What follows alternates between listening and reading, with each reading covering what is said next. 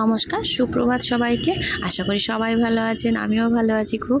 তো নতুন দিনের সাথে আবার একটা নতুন টিফিন রেসিপি আপনাদের সঙ্গে শেয়ার করি। স্কুল টিফিন, যে কোনো টিফিন। তো আজকে ভেজ রোল স্কুল টিফিনে দিলাম, ভেজ রোল। তো সেটাই আপনাদের সাথে শেয়ার করছি।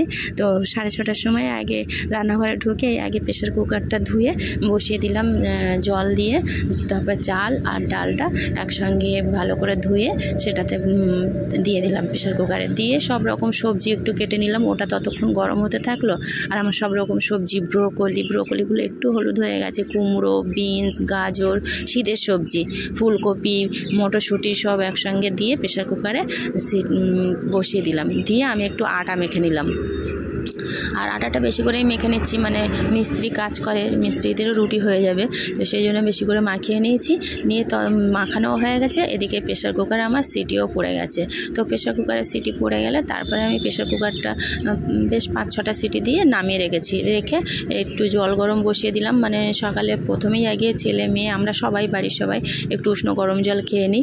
তো উষ্ণ গরম জল খেয়ে তারপরে একটু ডিম সিদ্ধ বসিয়ে দিলাম, মানে খিচুড়ির সাথে একটু ডিম সিদ্ধ খাবে। তারপরে ডিম সিদ্ধটা ততক্ষণ হতে থাকলো, আমি